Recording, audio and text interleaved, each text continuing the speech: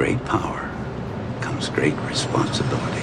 Thanks, Uncle Ben. Although this statement is true, some people in history only seem to use their power for the absolute worst things in history. I'm your host Andrew, and today we're going to talk about the top 10 most evil rulers to ever exist. At our number 10 spot, we have Evon the Terrible. To get a nickname like this, you already know he must have done something very bad. I mean, his name ain't Evon the Humble. Born in 1530 to Grand Prince Vasily III of Moscow, he became an instant representative for the Rurik dynasty. It wasn't until shortly after his father would pass away, when he was only at the age of 3, causing him to take the position of Grand Prince of Moscow. 5 years later, his mother passed away, which only added more fuel into this little boy's heart. Then on January 1547, Evon was crowned the first Tsar and Grand Prince of all of Russia. At first, he was doing very well. He improved military service, strengthened church affairs, and introduced extensive self-government. Except during these turbulent times, he was escalating his own paranoia, and his mental health would deteriorate as more issues would be piled up. In November 1581, he attacked his pregnant daughter-in-law, which caused a miscarriage. This also stirred up a famous encounter with him and his son, where he struck his own son in the head with a staff until his skull was broken, killing him. That's not all. He once blinded the architect who created the St. Basile Cathedral to ensure he would never design anything as beautiful again. During 1560 as well, Evon's paranoia led him to believe the citizens of Novgorod were committing treason. So what did he do? He went on to massacre them, killing around 2,000 to 27,000 people. Evon even decided to sew the Archbishop of Novgorod into a bearskin and then let dogs hunt and kill him. He also had 8 wives, but that's not so scary, kinda nice, am I right? At number 9 spot, we have Vlad the Impaler, another unpleasant nickname on our list. First of all, he is responsible for the deaths of around 80,000 people, but for some historians that number pushes to around 100,000. Out of those people he apparently killed, around 20,000 of them were impaled. No wonder he got this name. Many people have him as inspiration for Dracula for his bloodthirsty ways. For example, after his family passed away, he decided to hold a banquet and invited hundreds of members of all of his rivals' families. So when he had them all over, he then all had them stabbed, and their still twitching bodies were impaled on these spikes. And another time, when he retreated from a battle, he ordered 20,000 defeated Ottomans to be impaled on wooden stakes. This was such a horrifying sight that when the Sultan Mehmed II saw the lines of bodies, he quickly retreated back to Constantinople.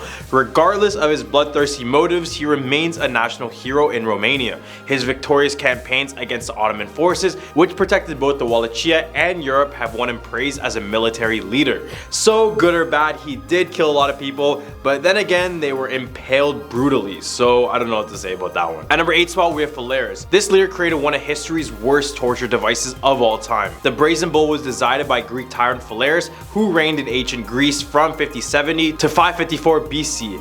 He's most famous for his cruelty, and he would literally use the funds of his own citizens to create more torture devices.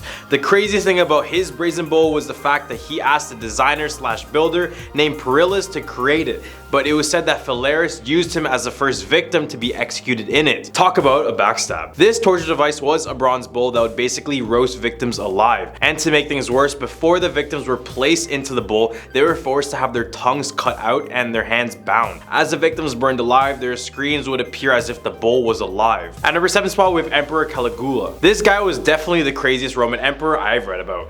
If you had a bloodthirsty tyrant and a sexual deviant, you would have Emperor Kalagula. After being born in the year 12, he would go on to become Roman emperor from 37 to 41 CE. When he first took authority, it was noticeable that something terrible was wrong about him. Kalagula had incestuous relations with his 3 sisters and engaged in plenty of intimate group sessions during his reign.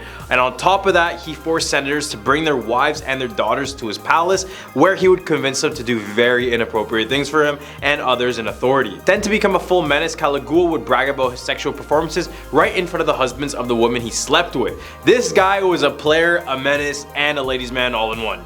In a pursuit for wealth, he would stage trials of innocent people in order to confiscate their estates, while he gained large quantities of money and luxuries for himself. Eventually, things started to go bad. I mean, bad leader, bad place. Makes sense. However, the last straw was after famine and bankruptcy hit. It was here where he planned to move to Egypt to live as a sun god. This eventually triggered his murder in January 41 AD. At number 6 spot, we have Joseph Stalin. Stalin was born in 1878 and was the infamous leader for the USSR during the 1930s. Despite their success against Germany to end the war, Stalin was far from being innocent from any war crimes himself. He is indirectly responsible for around 30 to 40 million deaths, though that number tends to hop around a lot. Out of those millions, many of them happened to be in the Soviet Union itself. For example, in 1932 and 1933, millions of Ukrainians were killed in a man-made famine, which was engineered by none other than Joseph Stalin. Then in 1936, Stalin initiated the Great Purge, aiming to rid the Communist Party of some of the biggest detractors and rivals of the group.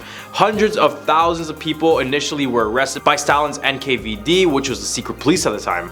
Many were executed or sent to the Gulag, which, for those who don't know, were these terrible, harsh labor camps where many people would pass away. Also, he organized a series of mass executions, which totaled around 22,000 people, consisting of Polish officers and POWs. This is known as the Katyn Massacre, and it was done for the sole purpose to ruin the future of the Polish military. As I mentioned previously, he was responsible for the deaths of his own people, which is probably the worst crime he ever committed. Historians believed he killed over 20 million of his own people, making him one of the most evil rulers to ever exist on this list. In the Humper list, we have Mao Zedong. This guy was terrible, but also good, depending on the way you want to look at it. To set the baselines, he created the People's Republic of China, introducing communism for the first time.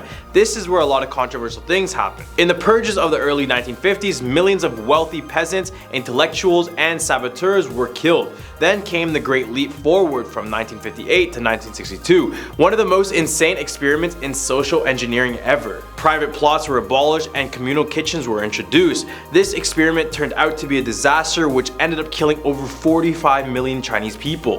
Then in 1966, he launched the Great Proletarian Cultural Revolution, in which millions of people were persecuted and suffered public humiliation, imprisonment, torture, hard labor, and even execution. Except there was some good he did. Despite killing millions, I know, still terrible. Mao turned China from a third world country into a first world country with their improved international relations. As well, Mao united China together, and if we really think about it, his high death toll is because of an accident. I know, still terrible, but not as terrible. At number 4 spot, we have Queen Maria I of Portugal. Born in 1734, Queen Maria exhibits some eyebrow-raising behavior prior to her husband/uncle's death in 1786, but it was that sad event that really set her on the road to madness. When her eldest son and only daughter passed away as well, Maria's already fragile mental state went completely downhill. The religious fanatic became convinced she was going to hell and reported visions of her deceased father's blackened corpse being tormented by demons. Visitors to her apartment could complain that they were tired by her constant screaming and wailing. I mean, she didn't kill anyone, so that's not a terrible thing. Except in February 1792, she was deemed mentally insane and was treated by Francis Willis, the same physician who attended George III of the United Kingdom.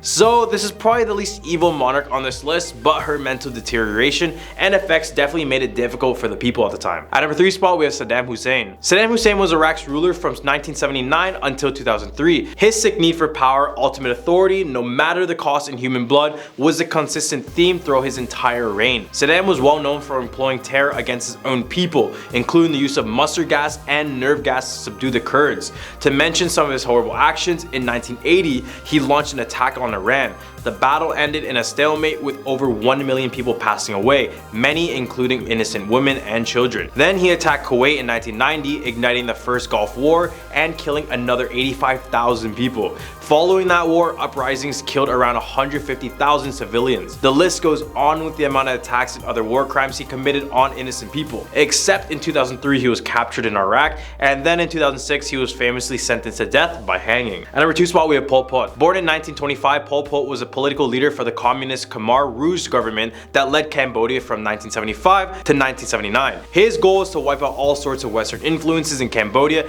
and create his own country based on his personal likings. He wanted to see Cambodia back to its roots by advocating for more grassroots farmers and laborers.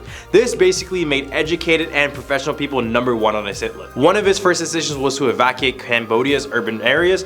This displaced millions of people, resulting in a complete life change, as many of them were forced to work in labor camps as farmers. It was pretty bad because if you refused to do this type of work, this would place you in a detention center and would give you 2 options: comply or die. The Khmer Rouge also had their own torture manual, which was used in the form of interrogation. It was said that 1.5 to 2 million Cambodians were killed during Pol Pot's rule. At a number 1 spot, we have Genghis Khan. What did you expect? So he takes our number 1 spot for the most obvious reasons ever. He is responsible for the deaths of over 40 million people. Genghis Khan of Mongolia is arguably the greatest military leader of all time. The Khan regime at its peak covered over 9 million square miles of territory, which ranged from Central Asia Asia to places as far as Poland and Korea. The reason he was able to take over this much area was largely due to the way he commanded his army, their ruthlessness, tactic, and extraordinary speed. In one example, Khan's son-in-law was killed by a stray arrow during 1221. He then took his whole army and attacked the city of Nishapur, which is modern-day Iran, and it was said that he killed everybody in the city, which is believed to be 1.75 million people, in a single hour. The victims were beheaded and their skulls were piled up in a large pyramid. His campaign would prove to be more evil than death alone, but we don't need to mention anything else. He was so cruel that even cats and dogs would also fall victim to his strength. Besides destroying entire civilization, Genghis Khan's conquest may have helped to spread the bubonic plague across Asia and Europe as well, thus killing another 75 to 200 million people. Glad to know we don't have this type of guy around today. Well, these are the top 10 most evil rulers to ever exist. I'm your host Andrew, and what should we do next? Leave a comment down below, and we'll catch you guys on the next one. Peace.